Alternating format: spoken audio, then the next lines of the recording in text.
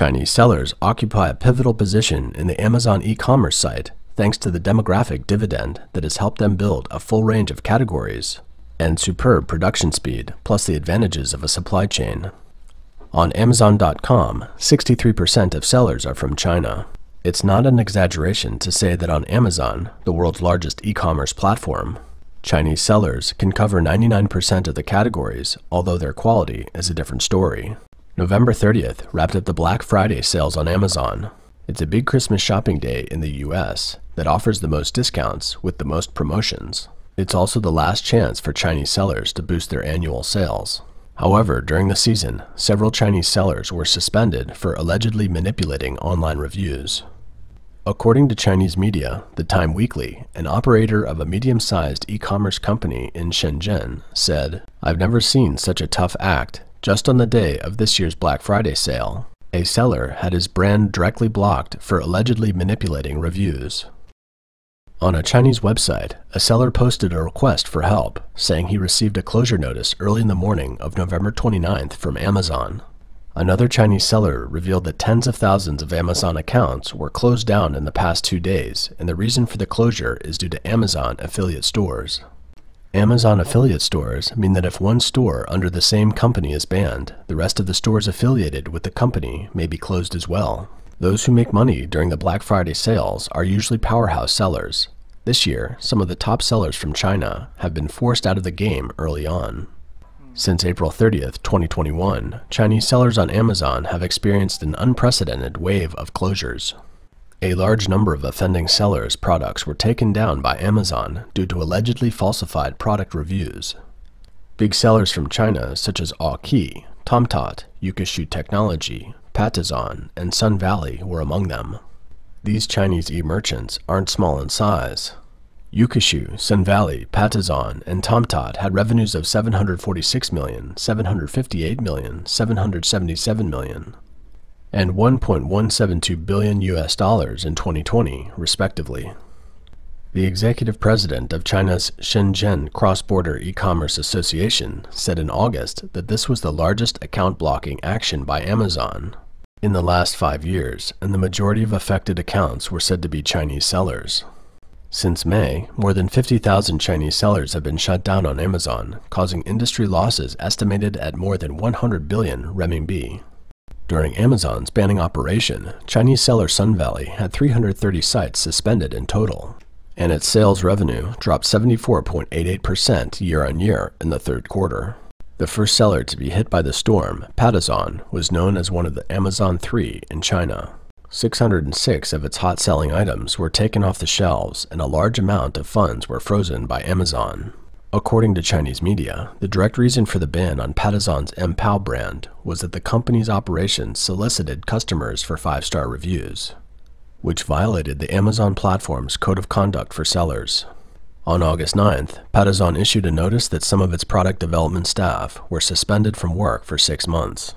During this period, Global E-Grow, a well-known Chinese e-commerce company, had a large number of its online stores on Amazon blocked, and its funds were frozen. In June 2021, the company, with an annual trading volume of nearly $1.6 billion, filed for bankruptcy reorganization by a bank in Shenzhen.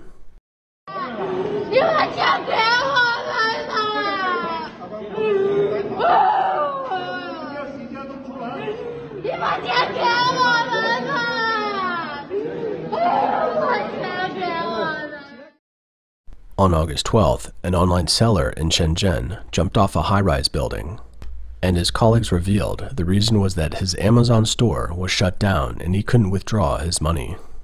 On September 17th, Cindy Tai, Vice President of Amazon Global and head of Amazon Global Store Asia Pacific region, said to the public that the violations of the 600 Chinese brands that were banned included falsification of identity, bribery, cooperation with some gray industry parties, and selling illegal products.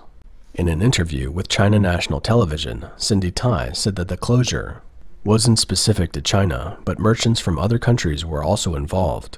However, Chinese media believe that it's a crackdown on China's export business by U.S. civilian forces amidst the U.S.-China trade war. China's 2020 Cross-Border Export E-commerce Industry White Paper shows that China's cross-border e-commerce in 2020 amounted to $265.4 billion US, of which $188.5 billion was for exports, accounting for 70% of total imports and exports, an increase of 40% over the same period in 2019. Data from China's National Post Bureau shows that by the end of 2020, parcels sent from China accounted for more than 60% of all cross-border e-commerce parcels worldwide. According to Tianyancha, a big data company with Chinese enterprise information, there are currently more than 600,000 cross-border e-commerce related businesses in China, and more than 42,000 new businesses have been added so far in 2021.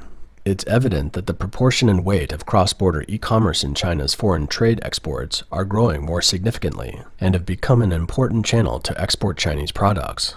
Moreover, it has also employed a considerable number of Chinese people. The success of Chinese sellers on Amazon is attracting more Chinese to the market, but now they are realizing that the Americans are serious about what they do and that it's no longer possible for them to replicate past successes. Speaking to the Chinese media and the public, these Chinese e-commerce leaders have expressed their frustration.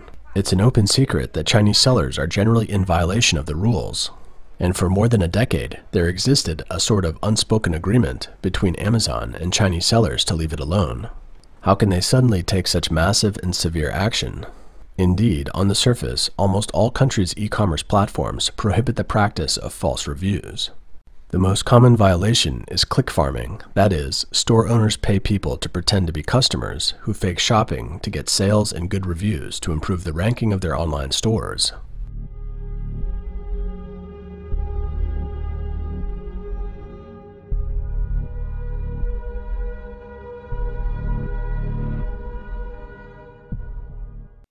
On the e-commerce platform, whether it's a product or store, the higher the ranking of the product, the higher the exposure rate and click rate and more orders. Those ranked behind get almost no exposure, let alone sales transactions. Chinese e-commerce platforms such as Taobao also advocate click farming is illegal and the store will be permanently closed for serious cases. But a popular saying on the Chinese internet is click farm may bring troubles, but not to clickbait, will only perish. 9 out of 10 stores in Taobao are doing click farming. It's very common in China. Both store owners and consumers are used to it. If you use Baidu, China's Google, to search for shuake or click farm, that is, to do the job of click farming, thousands of recruitment ads will come up. Most job advertisements have descriptions like move your fingers to make money, not to leave home, but to count the money till your hands are tired. This type of employment has the option of being full-time or part-time. Full-time jobs generally pay a base monthly salary of $300 to $400 US, and then earn 50 cents to $2.50 for every single entry. Part-time jobs are available at any time if one wants to earn extra money. Many college students or stay-at-home housewives are working at this job. A Chinese journalist investigated a click farm that had more than 30,000 people working online every day. The journalist wrote that a web user named Pioneer, a college graduate from 2014, bought a house in Hangzhou with his income from click farming. He started early in his first year as a part-time job. He escaped classes every day to work on the computer. In the first few years, when the business of click farming was booming, he was able to earn a few thousand renminbi a month. He became popular in the industry and moved up to become a manager. He could earn tens of thousands of renminbi a month by managing others to do the job. The click farm offers a full set of training for newcomers, including the need to pretend to visit many online stores and then come into the target merchant. They connect through secret codes. For example, one asks, "Do you have shoes for sale?" The store owner replies, "Yes, but the clothes at my store are also very good. You can check them out." In this way, the two parties are connected. The customer purchases an item with the store's money.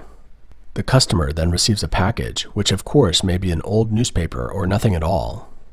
After receiving the package, the customer will go to the platform and write a good review. If the customer writes a good review before the package arrives, it would be caught by the platform, so these become the work rules of the fake customer. Of course, some might do the job carelessly because they are busy or for other reasons. So if one comes across unintelligible reviews on Taobao, which is a popular domestic electronic platform in China, most of them belong to such cases. Amazon's platform is better than domestic electronic platforms. For example, an ordinary thermos cup that's sold at $2.50 US dollars in China can be sold on Amazon for $25 US dollars to American customers. After deducting commissions and shipping costs, one can make a profit of nearly 19 US dollars. Chinese sellers have refined the formula used on Taobao and used it on Amazon to take the lead on the international stage.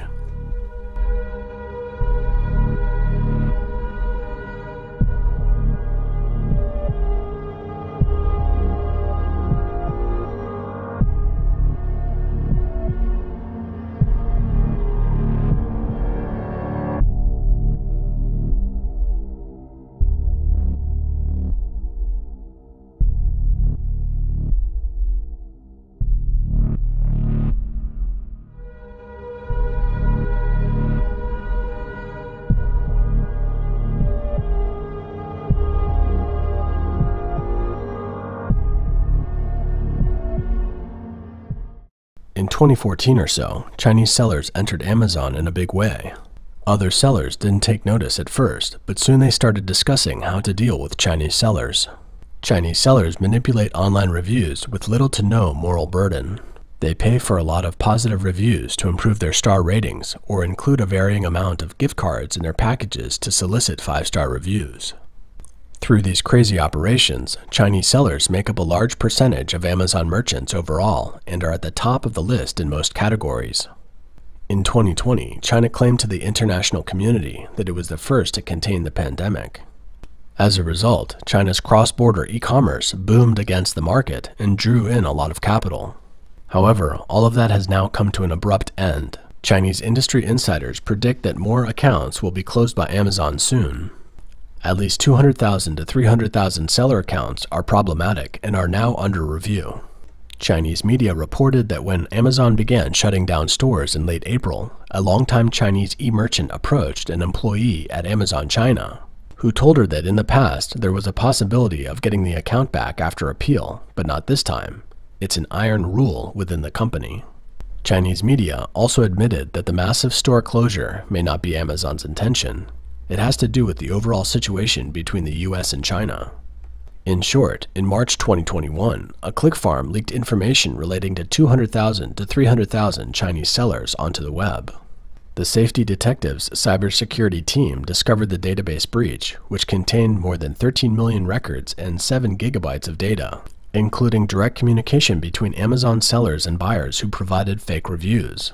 In total, more than 200,000 people were involved, and the database's servers were located in China. In this database, buyers who provided fake reviews, as well as Amazon sellers' personal data, are included, such as sellers' accounts, email addresses, WhatsApp and Telegraph phone numbers, as well as reviewers' Amazon profiles, PayPal account details, email addresses, and usernames. About 75,000 Chinese Amazon accounts were exposed. The incident was reported by American media and sparked public concern. Amazon released a letter to all Amazon sellers on May 20th, emphasizing that its policy requires sellers not to abuse reviews. On June 13th, the New York Times published a story describing Amazon sellers' use of small cards to obtain positive reviews. 3 days later, Amazon issued another open letter titled "Building a Trustworthy Customer Review Experience." Parallel to this was Amazon's massive campaign to block accounts in China. In response to the US e-commerce giant's actions, Chinese media called out, "Huawei is chip-choked and cross-border e-commerce can no longer afford to be strangled by Amazon. Shenzhen is where cross-border e-commerce is concentrated in China."